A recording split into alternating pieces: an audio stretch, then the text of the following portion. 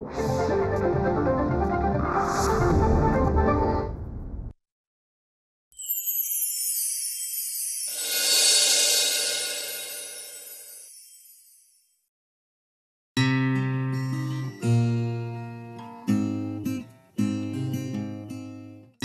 विणा पोरकी मी पप्पा तू मला साथ दे भीतीच्या गुडुप्प अंधारा मायेचा हात दे ऐकून ही बिनपणी मिनीची बाप्पा झाला होता थोडा सँटी पाठवले मग जिनीला खेळण्या मिनी संगे 2020 संगे जिनीच्या मिनी करी करामती वाटती लोकांना झाली ही भानामती मिनीची असमती जिन्नी देई त्याला गती करमणुकीचे दोघेही सेनापती जमली दोघांची गट्टीत की आता नाही कोणाची ही भीती जिनी आणि मिनी मिनी आणि जिनी जिनी आणि मिनी जिनी आणि मिनी मिनी आणि जिनी जिनी आणि मिनी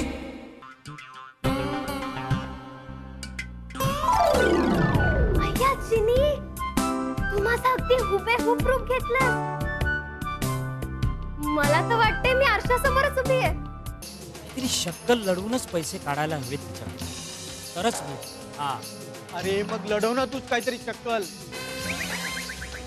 अरे त्या वसुलीबाईचा फोन येऊन गेल्यापासून दुसरा कसलाच विचार मनात येत नाहीये ही माझी बहीण पिंकी आहे नाही ही मिनी आहे ए चल घरी चल थांब तू असं नाही ऐकणार अरे ए, कोणीतरी माझ्या मदतीला या हा माणूस बघा माझ्या बहिणीला घरी घेऊन चालला झाली तुझी खात्री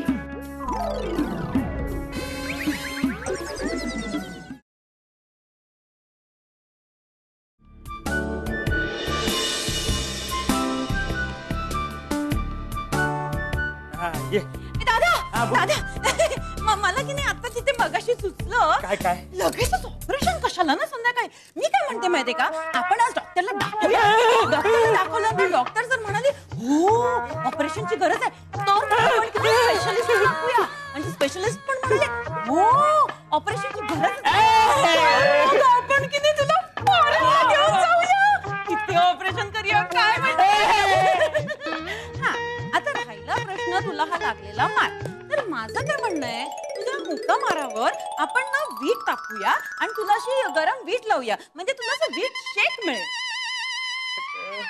असं बोलते जसं काय मला मिल्क शेक मिळणार आहे त्यापेक्षा पैसे दे म्हणजे मी डॉक्टर कडे जाईन आणि याचा इलाज करेन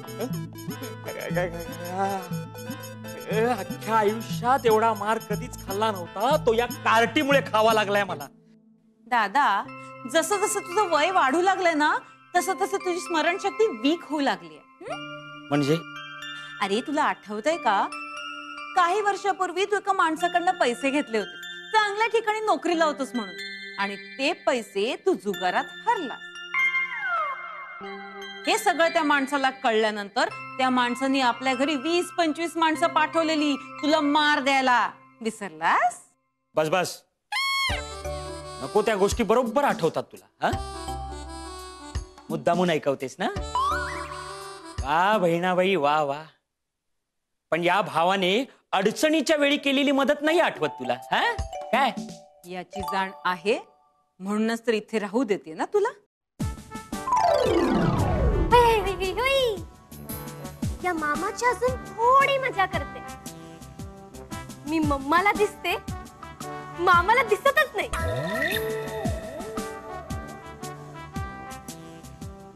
मम्मा चहा त्याला दे त्याला जास्त गरज आहे चहाची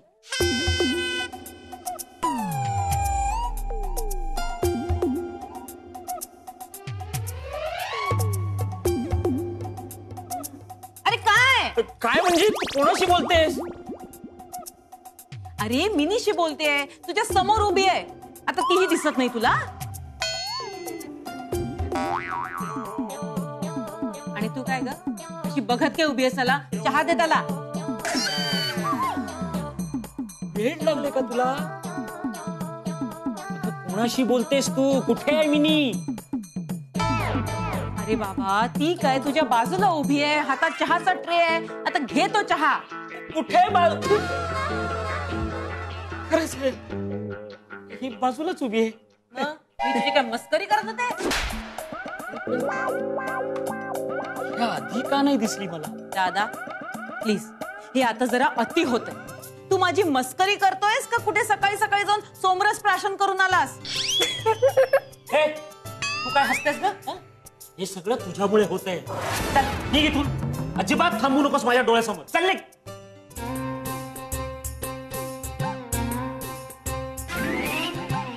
दादा दादा, अरे मी तुला एक गोष्ट सांगू का? डोळ्याच्या डॉक्टरकडे जाण्यापेक्षा तू एखाद्या सायकियाट्रिस्ट कडे जा. तुला त्याची जास्त गरज आहे. हं? अरे ही सगळी वेडेपणाची लक्षणं आहेत दादा. निर्मला, मी ऐकून घेतोय म्हणून काहीही बडबडू नकोस. हा, मी तुझा मोठा भाऊ आहे ह्याचं भान ठेव. अरे म्हणूनच तर काळजीपोटी म्हणते ना मी दादा. आता नक्कीच काहीतरी गडबड आहे.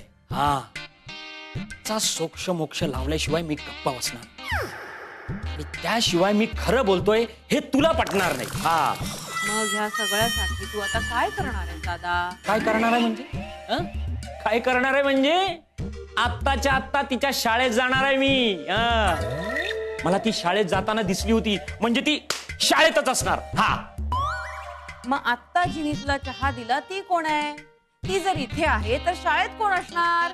कदाचित ती तुझा डोळा चुकून शाळेत गेली असणार. हा, आणि वाटेत ती शाळेत जाताना मला दिसली म्हणून गुपचूप माझ्या आधी घरात आली असणार आणि ह्यासाठी तिने खोलीच्या खिडकीचा वापर केला असणार.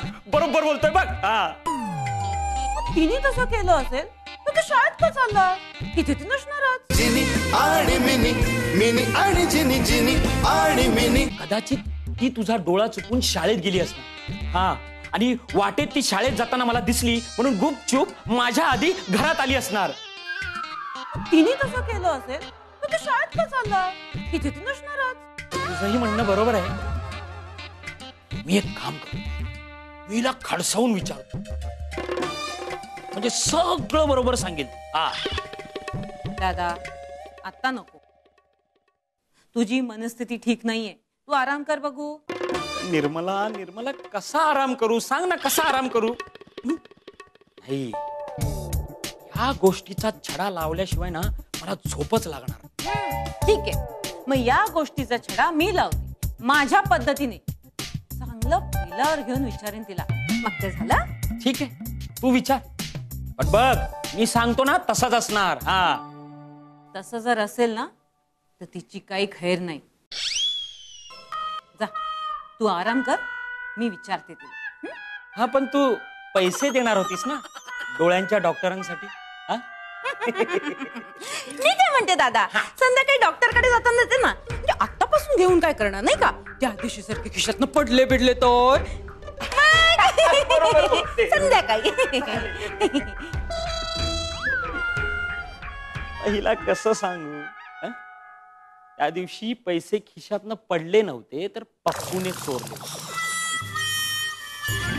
निर्मला पण नाही, एवढी लखपती झाली. एखाद्याला पैसे द्यायचे असतील ना तर पटकन हिच्या हातून पैसे सुटत. खरं खरं सांग, माझा डोळा चुकून शाळेत त्या खिडकीतून बाहेर गेली होतीस की नाही? खरं सांग. नाही मम्मा, मम्मा मी खरंच बोलते, मी नव्हते गेले. मी या खोलीतच होते. खोटं बोली ना कान उचलून हातात देईन तुझ्या. कळलं? खरं सांग. मम्मा, मम्मा मी खरं सांगते, तुझी शपथ. माझी शपथ घेते. कार्टी मी वर जायची वाट पाहते वाटतं. त्यापेक्षा काम का नाही करत? तुझी आईची शपथ का नाही घेऊन सांगत मला? आईची शपथ कशी घे? आई ऑलरेडी वरच आहे. तुझे लाडके बाबा आहेत की नाही, त्यांची शपथ घेऊन सांग मला. सांग बघू पटकन. मम्मा मी बाबांची शपथ घेऊन सांगते, मी खरंच या खोलीतच होते. मी खिडकीच्या बाहेर नाही गेले. कार्टी खरं बोलते वाटतं. ओके ठीक आहे, आता मी तुला सोडलंय. पण याद राख, मला फसवून या खिडकीतून कधीही बाहेर गेलीस ना तर तुला काय शिक्षा मिळेल हे तुला चांगलंच वाटेल. ओके. हो मम्मा. नाही, तरीही मला तुझ्यावर विश्वास अजिबात नाही. त्यामुळे उद्याच्या उद्या कारपेंटर बोलून ती खिडकी मी कायमची बंद करून टाकणार आहे. प्लीज नको ना. मम्मा तुला माहितीये ना या रूम मध्ये ना फॅन पण नाहीये आणि तुम्ही ना मला सारखं कोंडून ठेवता.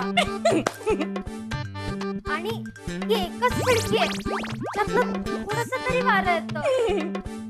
मम्मा मम्मा प्लीज खिडकी बंद नको करू. काय माहितीये का मिनी, मला तर प्रत्येक गोष्टी करायला आवडतात ज्याच्याने त्रास होतो. कारण तू आम्हाला सतत त्रास देत असतेस, कळलं? त्यामुळे माय डार्लिंग मिनी, उद्या ही खिडकी कायमची बंद होणार आहे. ओके. मला सगळी खिडकी नको बंद. तू काहीही कर मला काही फरक पडत नाही. हुई हुई हुई. पप्पू, तू रोज आम्हाला 50-100 रुपयाचा नाश्ता खायला घालतो. एवढे पैसे येतात कुठून रे? माझ्या आईचा मी एकुलता एक मुलगा आहे म्हणून आई जे हवं ते मला देते. फक्त तिची एक अट असते रे, मला ना भरपूर टक्के मिळायला हवे. ते तरी तुला कुठे मिळतात? या परीक्षेत तर तू इंग्लिश मध्ये नापास झालास ना. तू बोल रे. हेच तू माझी आई कधी तुला भेटली त्या चौकशी करायला आल्यावर बोलू नये ना म्हणून तुझी खातिरदारी करतोय. ठीक आहे ठीक आहे, काही सांग. हे संपल्यानंतर मला सँडविच खायला घालशील ना? एक काय 10 देईन, पण माझं अजून एक काम करशील. ते कोणतं? अरे उद्या प्रॅक्टिकलची बुक मॅडमने सबमिट करायला सांगितली, ती जरा कम्प्लीट करून दे ना. तुझी झाली नाही अजून? कंटाळा येतो रे बुक कम्प्लीट वगैरे करायला. पण तू सगळ्या वेळ आमच्याकडूनच पूर्ण करून घेतोस, तर अशाने तुझा अभ्यास कसा होणार? जाऊ दे रे, पण डबल केल्यामुळे तुमचा अभ्यास स्ट्रॉंग होतो ना. हा, तर याच्यातच माझं समाधान आहे. पण मग परीक्षेत नापास होशील अशाने. येणार रे. उलट या परीक्षेत ना मला 99% मार्क मिळतील बघ. ते कसे काय? तू कोणाला सांगणार नाही ना? नाही.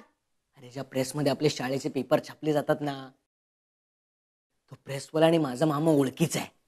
मामाने आधीच सेटिंग लावून ठेवली आहे तिकडे. भारी आहे रे तुझा मामा. आम्हाला पण देशील का प्रश्नपत्रिका? देईन ना, पण त्यासाठी किंमत मोजावी लागते. हे थोडं मुश्किल आहे रे. काय तो प्रेसवाला माझ्या मामाला फुकट देणार आहे काय प्रश्नपत्रिका? बरं, आई बाबांना पैसे मागण्यासाठी कारण तरी काय सांगायचं? हा पण एक प्रश्नच आहे. सांगायचंच नाही. चुप आपले पैसे साठवण्याच्या गल्ल्यातून पैसे आणून द्यायचे. आपले आई बाबा थोडे आपल्या गल्ला चेक करतात. हो रे, ही चांगली आयडिया आहे. ज्यांच्याकडे गल्ला नाहीये ना त्यांच्यासाठी पण भारी आयडिया माझ्याकडे. ती कोणती? ते सोपं आहे. जेव्हा आई फी देते शाळेची, शाळेत भरण्यासाठी, तेव्हा ती कुठेतरी पडली म्हणून सांगायचं. जास्तीत जास्त काय 2 फटके मिळतील. आपलं काम तर होईल ना. ते म्हणतात ना, तू पाने के लिए कुछ खोना पडते भाई. तू भारी आहे यार. हे सगळी माझ्या मामाची कृपा. तुझ्यासारखा मामा जर आम्हाला सुद्धा मिळाला असता ना, तर आम्ही सुद्धा 99% काढले असते, तेही अभ्यास न करता. डोंट वरी रे, आता पण मिळतील. अभ्यास न करता आपल्या सगळ्या ग्रुपला 99% मिळतील. त्यामुळे उद्यापासून शाळेत आपण धमाल करूया आणि त्यातून वेळ मिळाला तर अभ्यास करू.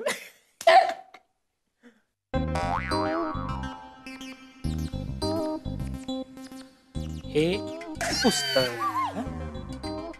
ही वही, हा पेपर, हा दुसरा पेपर, हा हिंदी पेपर, हा फ्लॉवर पॉट डोक्यात घाल. घालतो. छोटीशी बहीण आहे की ना तुझी मी. दादा, अरे काय करून ठेवलंस तू? तुला मी काय करायला सांगितलेलं? आराम. काय हा पसारा मांडून ठेवलायस? हा मिनी, ए मिनी, तिला कशाला बोलवतेस? तुम्ही मांडलेला हा जो काही पसारा आहे ना, तो आवरून ठेवायला. मिनी, आमचे हे जे भ्राताश्री आहेत त्यांनी पसारा मांडून ठेवला आहे, कृपया आवरून ठेवाल का प्लीज? हो. वही, हो तो पेपर, हो हा फ्लॉवर पॉट, हो हो ना. मग मला हेच सांगायचंय की या सगळ्या वस्तू मी बरोबर ओळखू शकतो, तर मिनीला ओळखण्यात मी कशी चूक करेन? मला मी तुला कन्फर्म सांगतो, ती मिनीच होती. दादा, अरे मी तिला ओरडून रागवून विचारलं, ती म्हणाली की ती मिनी नव्हती. तिला तिच्या वडिलांची शपथ सुद्धा घातली. अरे कसं खोटं बोलेल ती? तू पण ना. छे. मामा, तुमचा ना खरंच काहीतरी गैरसमज झालाय. मी खरंच नव्हते तिकडे. ए, तू चोंबडेपणा करू नकोस हा. मी विचारलंय तुला, नाही ना? आणि तुझं काम झालं असेल ना, चल रूम मध्ये निघ, चल. जिनी आणि मिनी, मिनी आणि जिनी, जिनी आणि मिनी. मामा, तुमचा ना खरंच काहीतरी गैरसमज झालाय. मी खरंच नव्हते तिकडे. ए, तू चोंबडेपणा करू नकोस हा. मी विचारलंय तुला, नाही ना? आणि तुझं काम झालं असेल ना, चल रूम मध्ये निघ, चल. दादा, दादा, मी काय म्हणते, अरे किती टेन्शन घेतो बारीक सारीक गोष्टींचं. होतो असा गैरसमज कधी कधी. नाही एवढं टेन्शन घ्यायचं. हा, ओके. कसं जाऊ दे निर्मला, कसं जाऊ दे? या गोष्टीमुळे किती मार खावा लागलाय माहित आहे ना तुला? माझा माझ्या डोळ्यावर पूर्ण विश्वास. अगं, आता तुझ्या समोर सगळ्या गोष्टी मी बरोबर ओळखून दाखवल्या की नाही? दाखवल्या की नाही? हा, अरे हो, सगळ्या गोष्टी तू व्यवस्थित ओळखल्यास. म्हणजे आता तुला डॉक्टरकडे जायची गरजच नाही. हे बरं झालं, माझे डॉक्टरचे पैसे वाचले. असं कसं? असं कसं? डोळ्यांच्या डॉक्टरकडे जायची गरज नसली ना, तरी एकंदरीत या प्रकाराने माझ्या मनावर एवढा परिणाम झाला ना की मला कुठल्या तरी सायकॅट्रिस्टकडे जावंच लागणार आहे. हा, तेच म्हणत होते. म्हणजे तुझ्या मनावर परिणाम झालाय ते तुला पटलेलं आहे काय? म्हणजे तू ते फार वेडा झालायस असं म्हणत नाही रे मी. नाही, तू म्हण, तू वेडाच म्हण मला. कारण मी जर म्हटलं की मी वेडा नाही, तर तू लगेच म्हणशील सायकॅट्रिस्ट कडे जायची काहीच गरज नाही, माझे पैसे वाचले. नाही नाही, मी त्याच्यासाठी नाही नाही म्हणणार. तू किती नाही म्हणून सांगितलंस ना, तरी तुला सायकॅट्रिस्टची गरज अगदी आहे. हे तुझ्या सगळ्या वागण्यावरून हे कळतच आहे ना. म्हणून मग आता मनातले सगळे विचार थांबव, थोडा वेळ आता आराम कर दादा. नाहीतर मग तू एक काम का नाही करत आता दादा? तू आत्ताच सायकॅट्रिस्ट कडे का नाही जात? म्हणजे तुला मनशांती मिळेल. हे अगदी बरोबर बोललीस. आधी सायकॅट्रिस्ट कडे जातो, मग मस्त आराम करतो. चल, पैसे दे रिक्षासाठी. अरे मगाशीच दिले होते ना तुला. अगं, ते डॉक्टर साठी दिलेस, रिक्षेला नको. आणि माझ्या पायाकडे बघ ना. मी जर चालत गेलो तर संध्याकाळपर्यंत तरी पोहोचेन का? आयुष्यातली सगळ्यात मोठी चूक केली आई बाबांनी. कोणती? तुला जर वेळच्या वेळी पोलिओचा डोस दिला असता ना, तर सतत सतत तुला रिक्षासाठी पैसे द्यावे लागले नसते मला. वा वा वा वा निर्मला, वा. रिक्षावर ना आठवलं, मी जर रिक्षाचा धंदा केला म्हणजे रिक्षाला द्यायला लागणारे पैसे पण वाचतील आणि एक्स्ट्रा इन्कम पण होईल. कसं कसं? तुला दुसरे कुठले धंदे सुचतच नाहीत का रे दादा? कुल्फीचा काय, रिक्षाचा काय? आणि समज त्यातून आपण रिक्षा घेतली, तर रिक्षाचा ब्रेक काय तू हाताने दाबणार आहेस? बोलतो सोसायटीत ना माझी इज्जत तू वाढवणारच आहे. रिक्षाने तुला पैसेच आणून देते रिक्षात. थांब जरा इथे. मला माझे कोणतेच धंदे आवडत नाही, रिक्षाचा नाही कुल्फीचा, म्हणून मी घरात थांब. पैसे आणतेस ना निर्मला? पण मग हे आयुष्यभर असेच वागतील? आपण चुकीचं वागतो आहोत याची जाणीव जोपर्यंत त्यांना होत नाही तोपर्यंत ते असेच वागतील. आणि म्हणूनच त्यांच्या चुकीची जाणीव आपण त्यांना करून द्यायला हवी. पण कशी? होय होय, त्यासाठीच तर मी आलोय. मला अभ्यास न करता 99% मिळवायचे असतील ना, तर मग थोडी पैशांची तरतूद करून ठेवा. आणि आई बाबांच्या नकळत पैसे कसे मिळवायचे याचे पण टिप्स दिले त्या पप्पूने. मी मिनीला पण विचारलं पण तिला पण कोणी दिसलं नाही. अरे बापरे दादा, हा भुताटकीचा वगैरे काही प्रकार नसेल ना? मिनीच्या आईचं भूत वगैरे नसेल ना? जिनी आणि मिनी, मिनी आणि जिनी, जिनी आणि मिनी, जिनी आणि मिनी, मिनी आणि जिनी, जिनी आणि मिनी, जिनी आणि मिनी, मिनी आणि जिनी, जिनी आणि मिनी, जिनी आणि मिनी, मिनी आणि जिनी, जिनी.